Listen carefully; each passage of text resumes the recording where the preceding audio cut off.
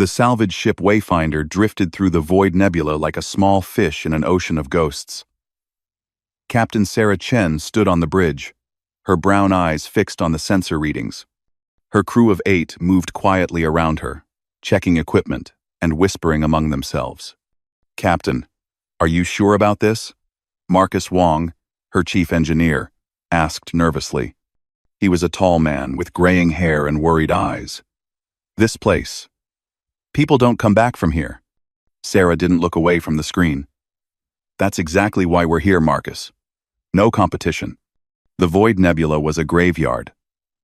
Hundreds of broken ships floated in the darkness, their crews long dead. Most salvagers avoided this place.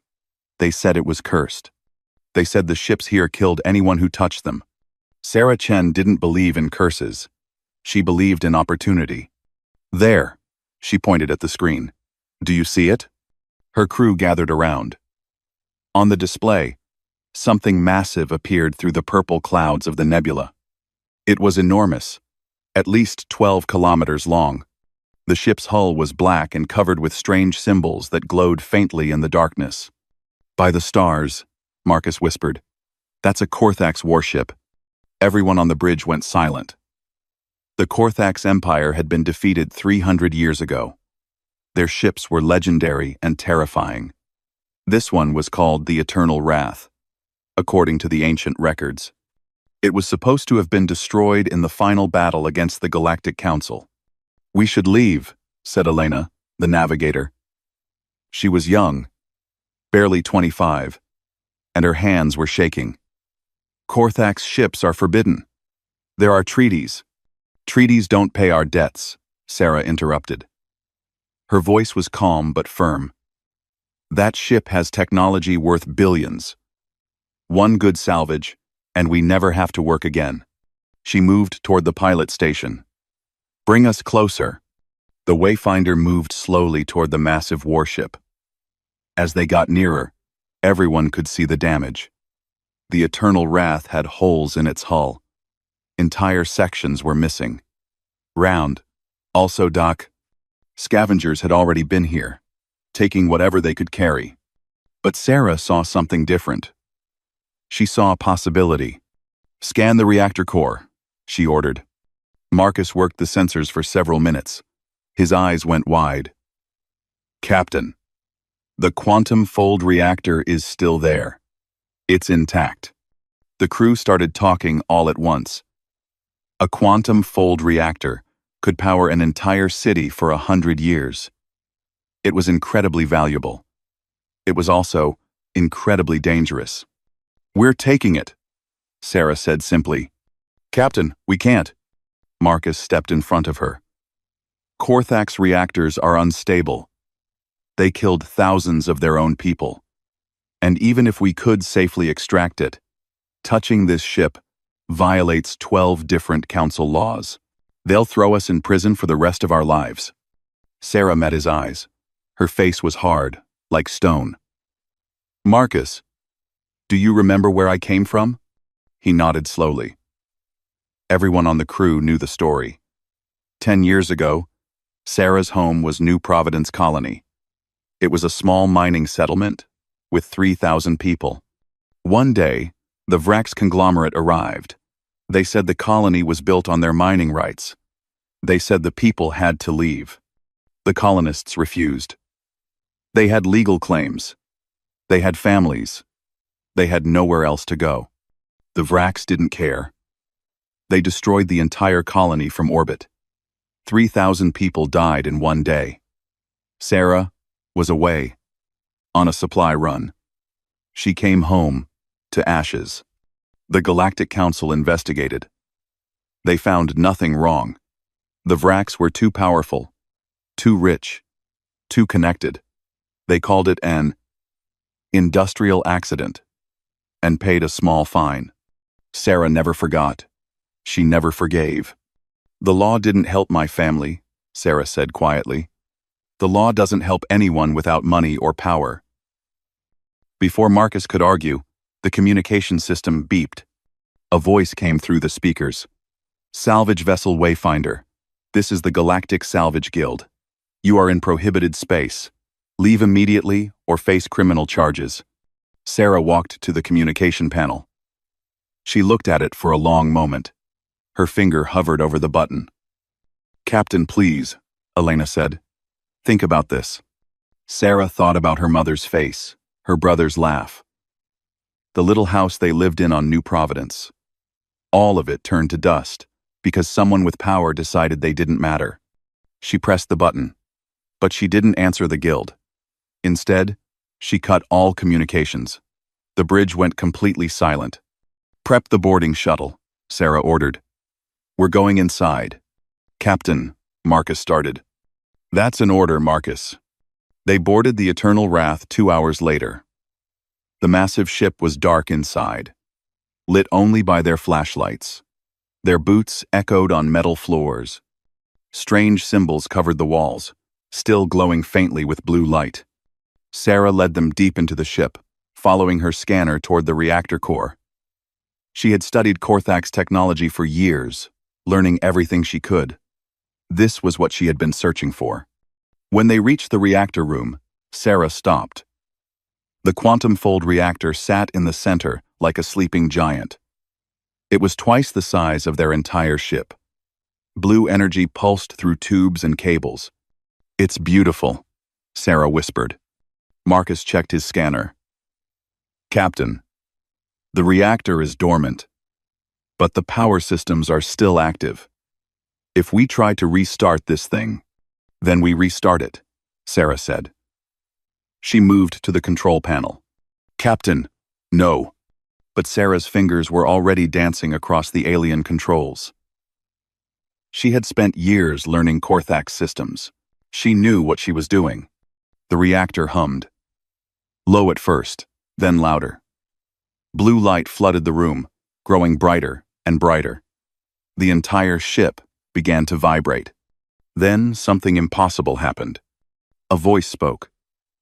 It was deep and strange, speaking in the ancient Korthak's language. But Sarah understood it. She had learned the dead language years ago. Systems. Awakening. Who dares? Command. Lights blazed to life throughout the massive warship. The Eternal Wrath was waking up after 300 years of sleep.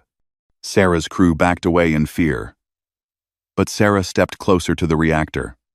Her eyes reflected the blue light, making her look almost alien herself. "I do," she said in perfect Korthaks. "I dare." Marcus grabbed her arm.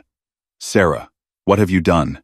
She turned to him, and he saw something in her eyes that frightened him. It was determination, madness, and hope all mixed together. "I'm going to show the galaxy what humanity can really do," Sarah said. "I'm going to build something that will make the powerful afraid. Something that will make them listen." The ship's lights pulsed around them like a heartbeat. The Eternal Wrath was alive again. 3 months had passed since Sarah Chen brought the Eternal Wrath back to life. The massive warship now hid deep inside the Broken Teeth asteroid field, where sensors couldn't reach and few ships dared to travel. Life on the ancient warship was not easy. Sarah's crew of 8 lived in the habitation section they had repaired.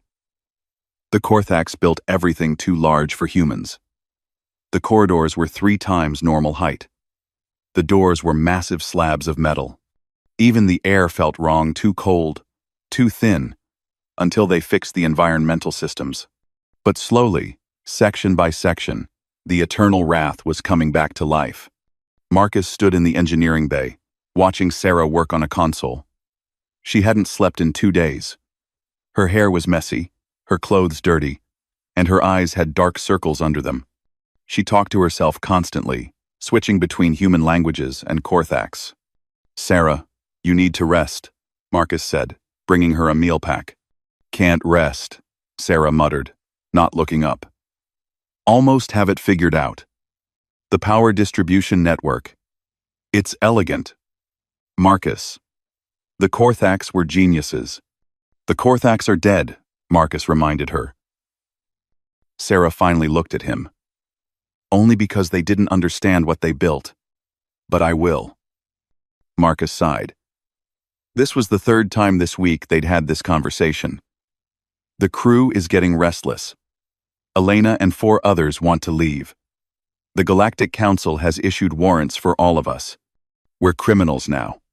I paid them, Sarah said, turning back to her work. Money isn't enough when you're scared, Marcus said quietly. They're afraid of you, Sarah.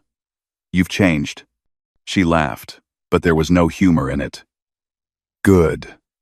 Fear keeps people focused. Marcus wanted to argue, but movement on his datapad stopped him. Captain, we have a problem. I'm detecting unusual readings from the main weapon system. Sarah was already moving, running through the corridors toward the ship's primary weapons bay. Marcus followed, struggling to keep up. The weapons bay was enormous, stretching over 1 kilometer in length. In the center sat the most terrifying weapon ever created, the reality fracture cannon. It looked like a massive tube made of black crystal and metal, covered in glowing symbols. Sarah approached the control panel and began reading the data. Her face went pale. What is it? Marcus asked. I found what destroyed the Korthax, Sarah whispered. This weapon. Marcus, it doesn't just shoot energy. It tears holes in space-time itself. It can make reality break apart. Marcus felt his blood turn cold. That's not possible. The Korthax made it possible, Sarah said, her fingers flying over the controls. They fired it once, 300 years ago. It worked. They destroyed an entire planet in one shot, but the power required. She pulled up a schematic. It burned out their entire fleet's power grid. Everyone aboard died from the energy feedback. Then the ship drifted here. She pulled up a scimitar. Then we need to destroy this weapon, Marcus said firmly. Right now. Before I make it work? Sarah interrupted, turning to face him. Her eyes were bright with dangerous excitement. The Korthax failed because they tried to use brute force. They channeled all the power at once. No regulation, no control. But I can fix that. I can make it controllable. Sarah, listen to yourself.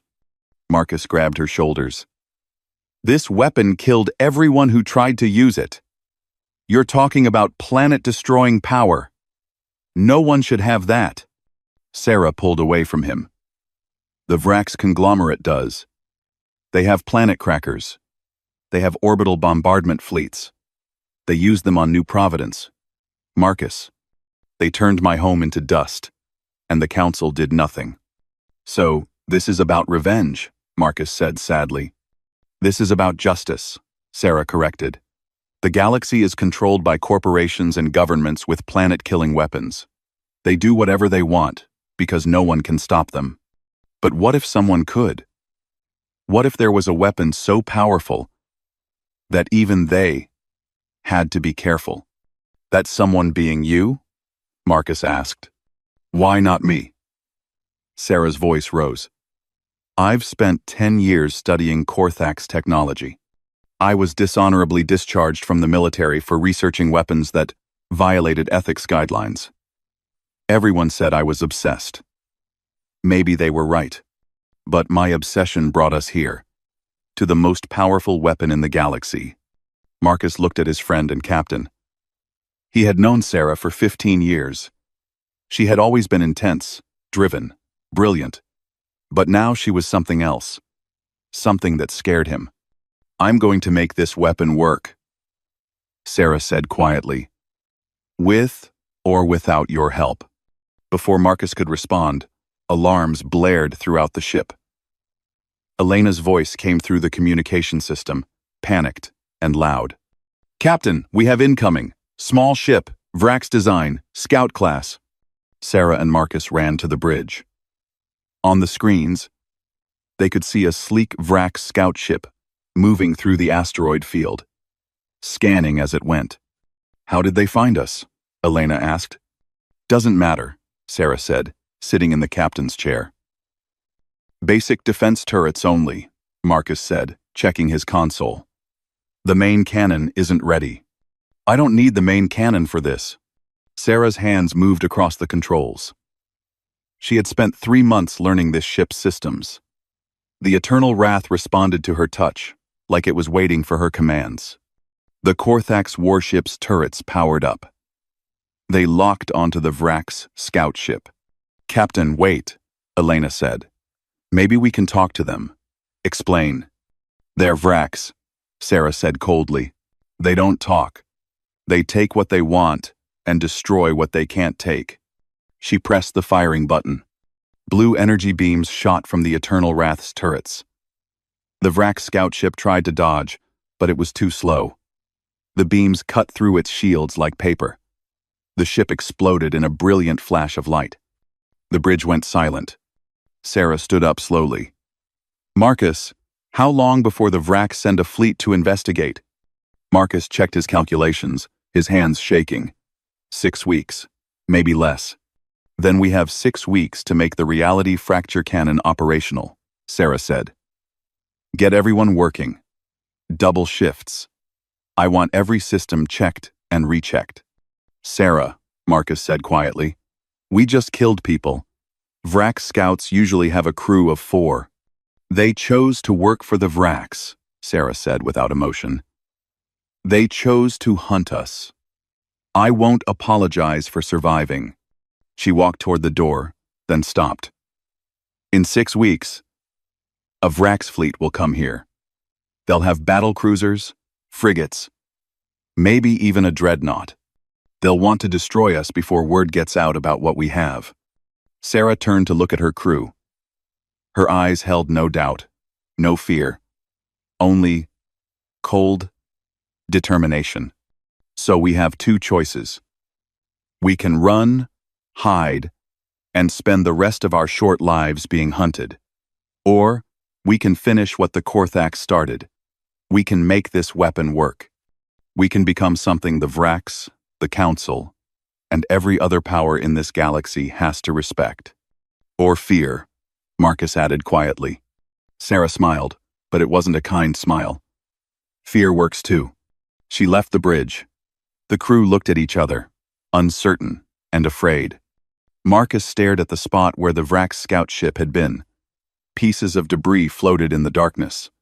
He thought about the 4 people who had been on that ship. They were probably just doing their job. Now they were dead. And Sarah hadn't even hesitated. Marcus realized something that made his stomach turn cold. The weapon they needed to fear wasn't the reality fracture cannon. It was Sarah Chen herself. She had become someone willing to do anything, sacrifice anything, to get her revenge. And with a planet-destroying weapon in her hands, there was no telling where she would stop. Outside, the Eternal Wrath floated in the asteroid field, its lights glowing in the darkness. The ancient warship was waking up fully now, responding to its new master. 4 weeks had passed since the Vrak scout ship died. The crew of the Eternal Wrath worked day and night, racing against time. Everyone knew what was coming. Sarah Chen barely left the weapon control room anymore.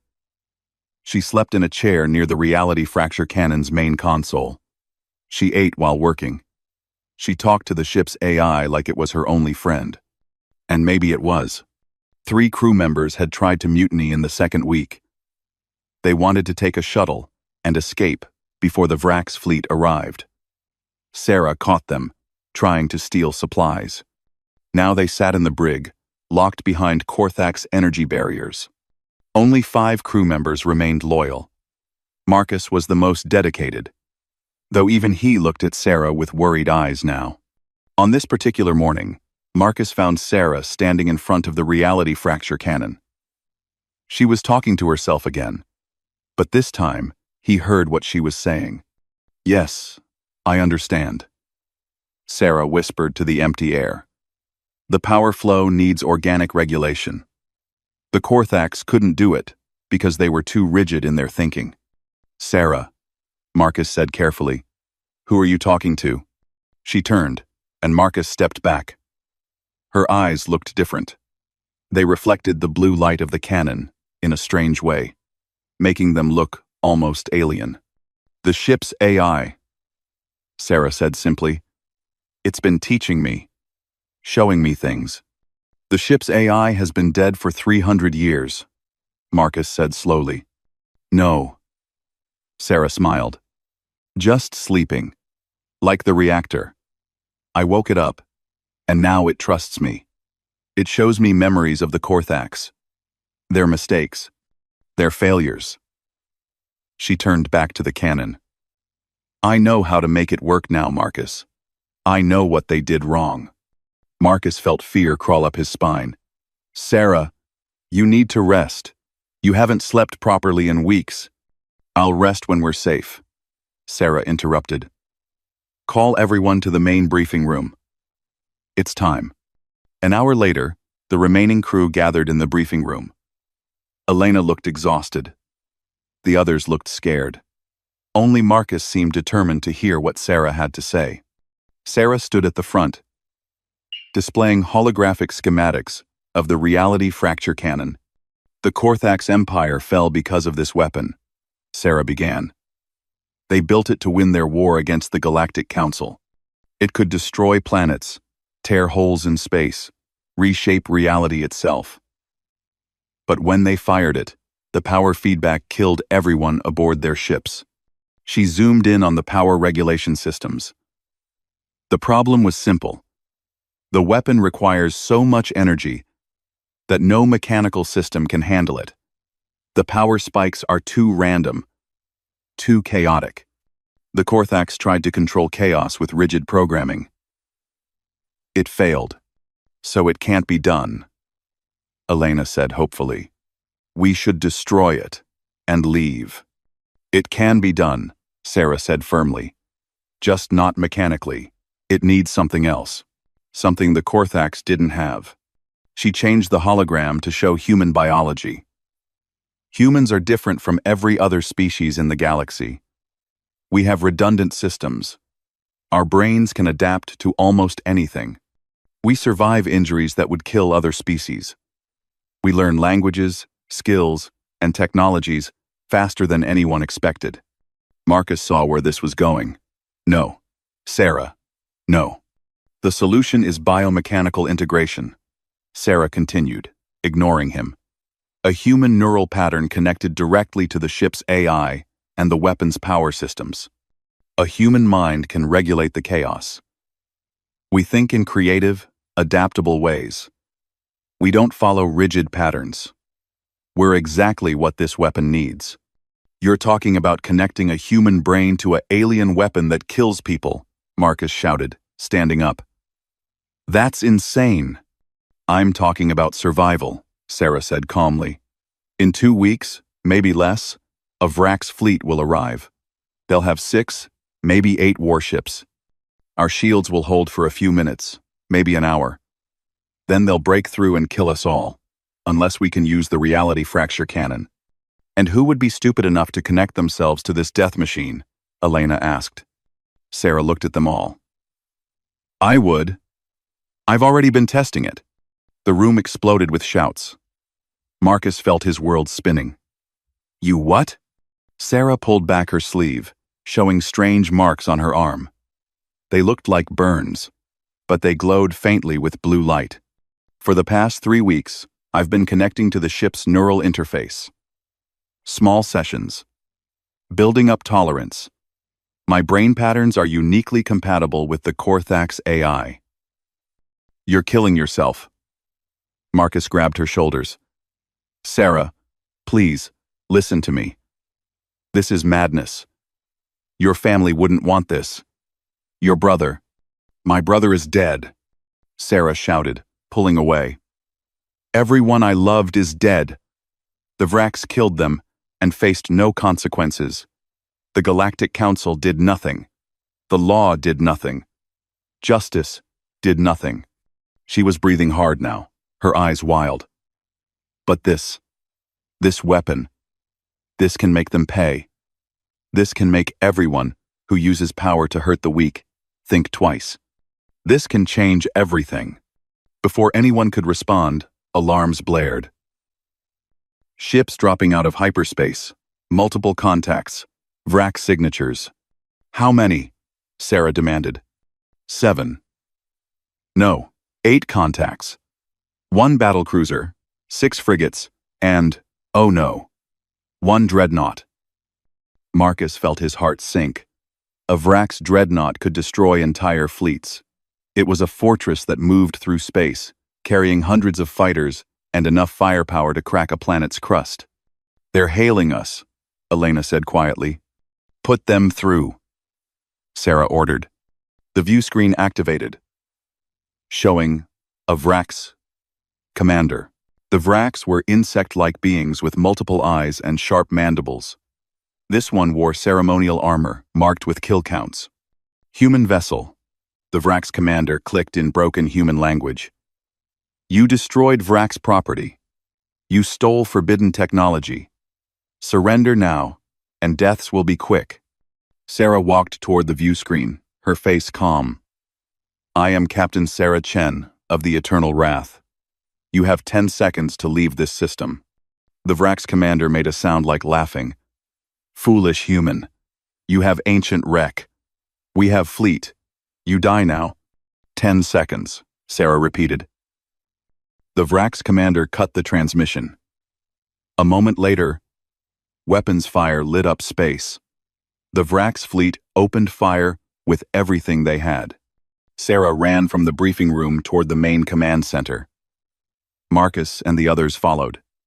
The ship shook as weapons hit the shields. In the command center, Sarah approached something new. Over the past 4 weeks, she had built a throne-like chair in the center of the room. It was covered with cables, neural interfaces, and glowing Corthax technology. It looked like a torture device. "Sarah, don't!" Marcus reached for her. She pushed him away gently. "Protect the others, Marcus. Keep them safe. And if I don't survive this, tell the galaxy what happened here. Tell them what the Vrax did. Tell them what humanity can become when pushed too far." Sarah sat in the throne. The neural interfaces moved like living things, attaching to her head, her neck, her arms. She gasped as they connected. "Initiating neural link," the ship's AI said in Corthax. "Warning. Connection may cause permanent neural damage or death." "Do it," Sarah whispered. The throne activated. Blue light flooded the command center. Sarah's body went rigid. Her eyes rolled back, showing only white. Then her mouth opened, and she screamed. It was a scream of agony and transformation. Her consciousness expanded outward, connecting to every system in the massive warship. She could feel the reactor's heartbeat. She could sense the weapons charging. She could see through the ship's sensors as clearly as her own eyes. The Eternal Wrath was no longer just a ship. It was an extension of Sarah Chen herself. Outside, the Vrax fleet continued firing. But Sarah could feel their weapons hitting the shields like raindrops on skin. She smiled, though her body in the throne was shaking and bleeding from the nose. When Sarah spoke, her voice came from every speaker on the ship. It was her voice, but deeper, with harmonic overtones that shouldn't be possible. "You have made a mistake," Sarah's voice echoed. "You should have left when I gave you the chance." She felt the reality fracture cannon charging. The power was enormous, chaotic, wild. But Sarah's human mind wrapped around it, shaped it, controlled it. The Corthax had tried to force the chaos into rigid patterns. Sarah danced with it instead. "Fire," she whispered. The reality fracture cannon unleashed hell. Space itself screamed. The reality fracture cannon fired, and reality broke. A tear appeared in the fabric of space, a wound in the universe itself. It looked like a crack in glass. Except this crack glowed with colors that had no names. Colors that shouldn't exist. 5 Vrax frigates were directly in the weapon's path. They didn't explode. They didn't burn. They simply ceased to exist. The dimensional tear swallowed them whole, crushing them into nothing as space collapsed on itself. On the bridge of the Vrax dreadnought, alarms screamed. The commander stared at his screens in disbelief. What was that?" He clicked in shock. Unknown weapon signature, his tactical officer reported. 5 ships. Gone. No debris. No energy signatures. Just gone. All ships. Evasive maneuvers, the commander ordered. Target that warship. Destroy it now. But the Eternal Wrath was no longer an easy target. Inside the command center, Sarah Chen existed in 2 places at once. Her body sat in the throne, bleeding from her nose and ears. But her consciousness lived inside the ship now. She could see everything, feel everything, control everything. Marcus watched in horror as Sarah's body convulsed. Blood ran from her nose, dripping onto her shirt. Her fingers gripped the armrests so hard, her knuckles were white. "Sarah, you're dying!" Marcus shouted, moving toward the throne. But the ship's AI stopped him. Energy barriers appeared, blocking his path. The AI's voice spoke in perfect human language now, mimicking Sarah's tone. "Do not interfere. The integration is progressing. She must complete the connection." "She's dying!" Marcus screamed.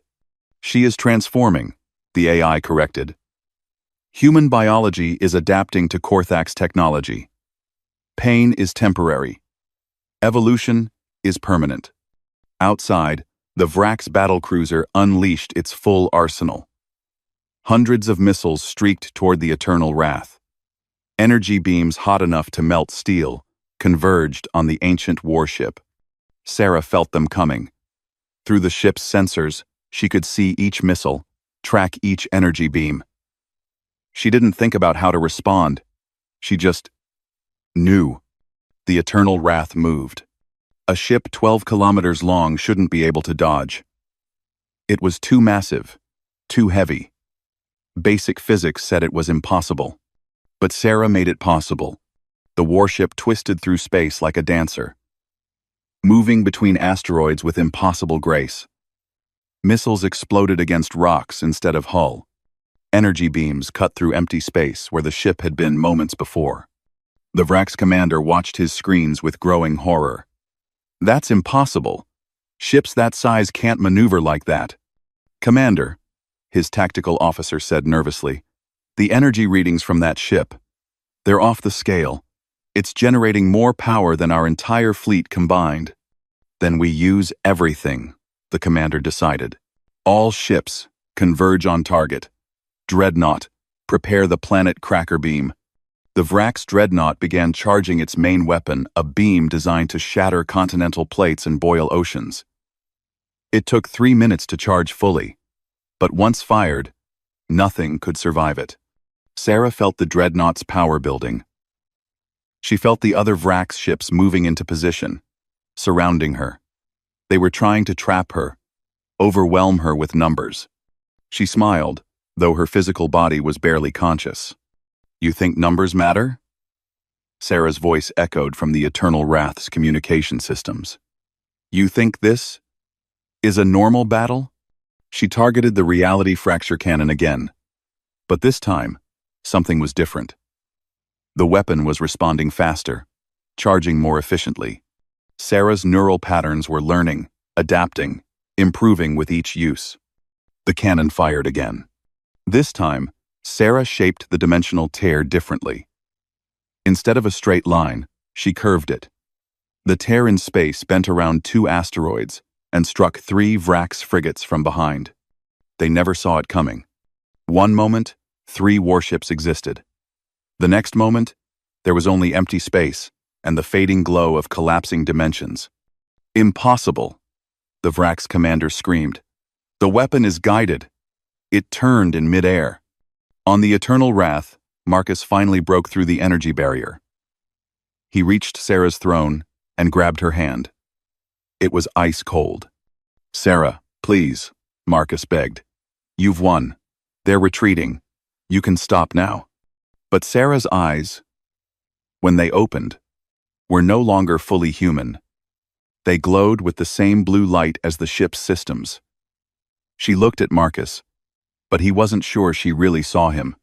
"Can't stop," Sarah whispered in her own voice, mixed with the ship's harmonic tones. They sent a dreadnought, Marcus. They came to kill us all. I have to. We have to finish this. The Vrak's battlecruiser tried to escape. It turned and fired its engines at full power, attempting to reach hyperspace distance. Sarah wouldn't let it. The Eternal Wrath chased the battlecruiser through the asteroid field.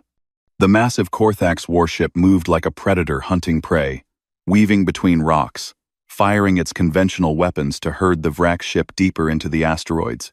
Please. The Vrak's captain transmitted on all frequencies. Mercy. We surrender. Sarah's response was cold. Did you show mercy to New Providence Colony? Did you show mercy to the 3,000 people you killed? That wasn't us. The Vrak's captain clicked desperately. That was different fleet. Different command. We just follow orders. Everyone just follows orders, Sarah said bitterly. No one is ever responsible. No one ever pays. She prepared to fire the reality fracture cannon again. But something went wrong. The weapon had been fired 3 times in rapid succession. The power systems were overloading. The dimensional tear, instead of closing properly after the last shot, began to expand. Alarms blared throughout the Eternal Wrath. The tear in space grew larger, wider, pulling asteroids into its impossible depths. It was becoming unstable, threatening to consume everything nearby, including Sarah's ship. Marcus watched the screens in horror. Sarah, the tear is expanding. It's going to swallow us. Sarah felt it through her connection to the ship. The dimensional collapse was accelerating. In 30 seconds, maybe less, the tear would reach the Eternal Wrath. In a minute, it would consume the entire asteroid field. The Korthax had failed at this exact moment, 300 years ago. They couldn't control the dimensional tear once it went unstable. It killed them all. But Sarah Chen was not Korthax. She was human. And humans were very, very good at creative solutions. Sarah stopped fighting the tear. Instead, she dove into it with her consciousness. She felt the chaotic energies, the collapsing dimensions, the screaming physics that existed in that impossible space. The Korthax tried to force it closed with brute power. Sarah did something different. She shaped it. Her human mind, creative and adaptable, found patterns in the chaos. She could transform it from a weapon of destruction into something else entirely. Sarah screamed as power beyond imagination flowed through her neural link.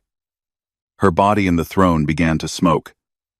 Her skin cracked, glowing with blue light from underneath. Sarah, no! Marcus reached for her, but Elena pulled him back. Don't touch her. The energy will kill you. Sarah used every ounce of her will, every fragment of her consciousness, every creative impulse that made her human. She grabbed the dimensional tear like a sculptor grabbing clay and twisted it. The tear stopped expanding. Then it began to change shape. It bent, curved, and transformed into something impossible, a controlled wormhole. The Vrak's battlecruiser, trying to escape, flew directly into it. The ship disappeared, traveling through Sarah's artificial wormhole in a fraction of a second. It emerged 3 star systems away, damaged but alive. The Vrak's crew would live to tell the story of what they saw. The wormhole collapsed cleanly, leaving no trace behind. Silence filled the command center. Sarah's body slumped in the throne.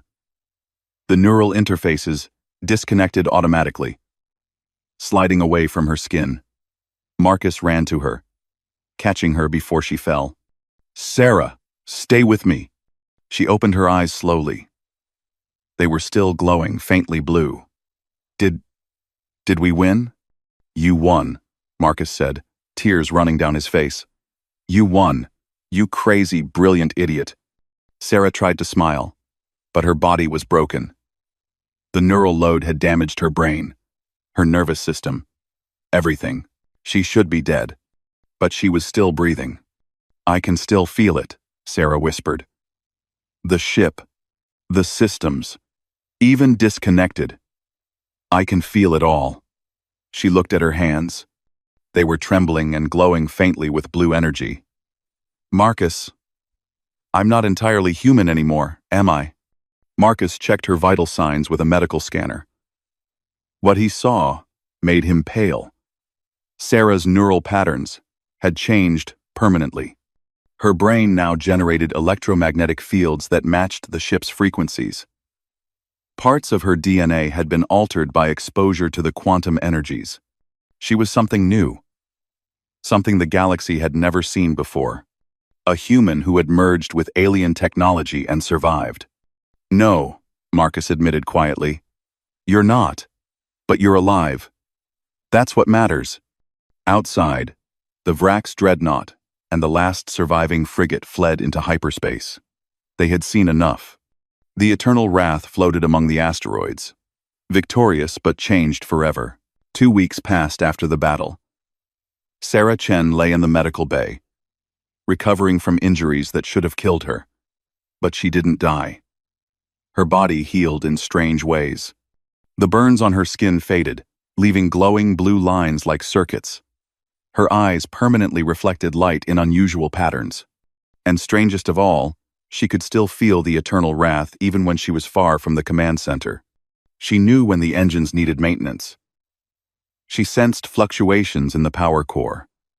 She could feel the ship's systems, like they were extensions of her own body. Marcus visited her every day, bringing food and updates. The 3 crew members who tried to mutiny had been released and chose to leave on a shuttle. Elena and the others stayed, though they looked at Sarah with a mixture of fear and awe. The Galactic Council is looking for us, Marcus reported, sitting beside her bed. They've declared the eternal wrath a threat to galactic peace. There's a massive bounty on our heads. Sarah nodded slowly. And the Vrax? Rax. Silent. Completely silent. The battlecruiser you sent through the wormhole made it to Vrax space. The crew is telling everyone what happened. Some people think they're lying. Others. Marcus paused. Others are scared. Good, Sarah said quietly. Fear keeps people honest. Marcus looked at his friend with worried eyes. Sarah, what are you now? The doctors can't explain your condition. Your neural patterns don't match any known species. You're generating energy fields that shouldn't be possible in a living being. Sarah held up her hand. Blue light flickered between her fingers like electricity. I'm what happens when humanity refuses to accept limits. I'm what happens when someone with nothing left to lose finds the power to change things. Before Marcus could respond, alarms rang throughout the ship. But these weren't attack warnings. These were long-range communication alerts. Sarah stood up, still wearing her medical gown. Someone's trying to contact us. They reached the bridge in minutes. Elena was already at the communication station, her face pale. Captain, we're receiving transmissions from 17 different sources. Some are encrypted, some are open broadcasts. They're all asking the same thing. What? Sarah asked. Elena swallowed nervously. They want to hire you. Sarah moved to the main view screen. Messages scrolled across the display. Mining colonies asking for protection from corporate raiders. Farming worlds requesting help against pirate fleets. Even some small governments wanted to hire the Eternal Wrath as a deterrent against their enemies. Word has spread fast, Marcus said. Everyone heard about what you did to the Vrax fleet. Now they think you're a mercenary. Sarah read the messages silently. So many desperate people. So many places where power was abused and justice didn't exist. She had wanted to make the powerful afraid. Instead, she had given hope to the powerless. Captain, Elena interrupted, one transmission is different. It's from the Vrax conglomerate. Official channels. Play it, Sarah ordered. The view screen changed, showing a Vrax in ornate robes. This wasn't a military commander. This was a Vrax council member, one of the leaders of their entire civilization. Captain Chen. The Vrax clicked in perfect human language. Your actions have caused great concern. The Vrax conglomerate wishes to negotiate. Sarah raised an eyebrow. Negotiate? That's a new word for you. We propose settlement, the Vrax continued, clearly uncomfortable.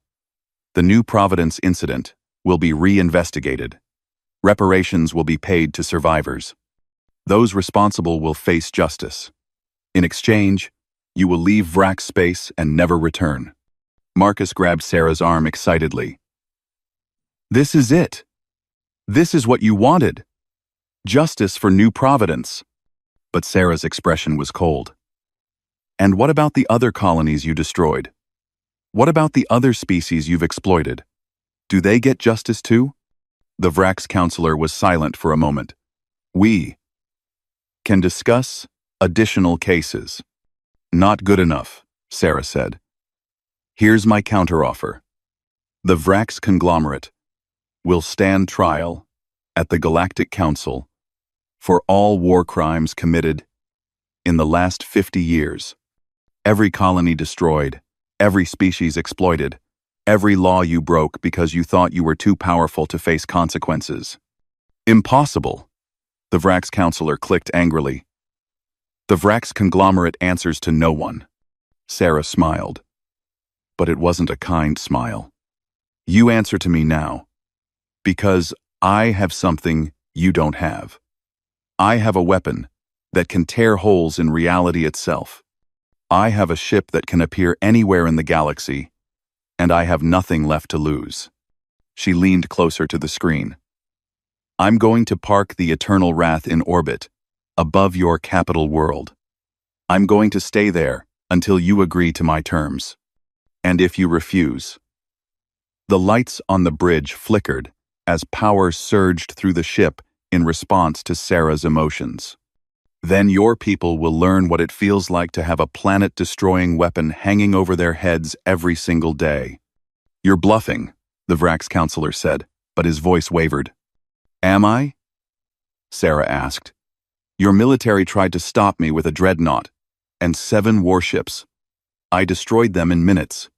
Do you really want to test whether I'm bluffing? The Vrax counselor's mandibles clicked nervously. He cut the transmission without another word. Marcus stared at Sarah in shock. You're actually going to do it? Park a weapon of mass destruction over their homeworld? Yes, Sarah said simply. And I'm going to broadcast my demands to the entire galaxy.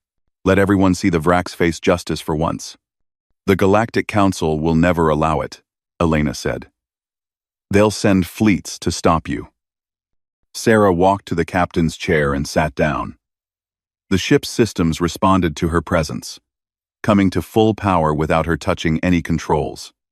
The connection between woman and machine was complete. Then the Council will learn the same lesson as the Vrax, Sarah said. Power without accountability is tyranny. And I won't allow tyranny anymore. Sarah, Marcus said quietly, you're becoming what you hate. You're using fear and threats to force people to obey you. That's exactly what the Vrax did. Sarah was silent for a long moment. When she spoke, her voice was sad, but firm. Maybe you're right, Marcus. Maybe I am becoming a monster, but I'm a monster that protects the weak instead of exploiting them.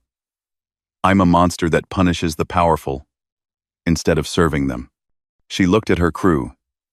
Anyone who wants to leave can take a shuttle now. No judgment, no punishment. But if you stay, you're part of this. You're part of changing how the galaxy works. Elena looked at the others, then back at Sarah. I'll stay. My family died in a corporate mining accident that was ruled acceptable losses. If you're going to make them pay, I want to help. One by one, the other crew members agreed to stay. Only Marcus hesitated. Sarah, I've known you for 15 years. You were always intense, always driven, but you were good. You cared about people. This path you're on, where does it end? It ends when people can live without fear, Sarah said. It ends when colonies don't get destroyed for profit. It ends when justice means something again. And if that never happens? Marcus asked. If you have to keep threatening, keep fighting, keep becoming less human forever? Sarah looked down at her hands. The blue lines glowed brighter, pulsing with the ship's energy. Then I'll keep going until there's nothing human left. Because even a monster fighting for justice is better than a saint who does nothing. Marcus made his decision. Then I'll stay too. Not because I agree with you, but because someone needs to remind you that you're still human, even if you don't feel like it anymore. Sarah smiled genuinely, for the first time in weeks. Thank you, Marcus. She turned to the view screen, looking at the stars. Set course for Vrax Prime. Maximum speed. It's time the galaxy learned that humans don't follow the old rules anymore. The Eternal Wrath powered up its massive engines. Blue light flooded from the reactor core, traveling through every system, every weapon, every section of the 12-kilometer warship. And at its heart sat Sarah Chen, part human, part machine, entirely determined. The Galactic Council would try to stop her. The Vrax would fight back. Other powers would see her as a threat, but Sarah had already died once, in spirit if not in body, when her family burned. What emerged from that death was something new, something the galaxy had never seen. A human who took a dead warship and turned it into a weapon that could reshape reality itself. Not just the reality fracture cannon, but Sarah Chen herself. The Eternal Wrath disappeared into hyperspace, carrying its damaged but determined crew toward the Vrax homeworld. Behind them, the asteroid field was quiet and empty. But across the galaxy, in colonies and stations and worlds where the powerless lived in fear, people heard the story. They heard about the human who said, "No more." The human who took power into her own hands when the law failed. Some called her a hero. Others called her a terrorist. The Galactic Council called her a threat. But everyone agreed on one thing. The galaxy would never be the same again. And somewhere, traveling through the stars at impossible speeds, Sarah Chen smiled. She could feel the ship around her, the weapon at her command, the power flowing through systems both mechanical and biological. She had become the thing she needed to be. A weapon that walks. A human that broke every rule. A monster that chose justice over peace. And she was just getting started.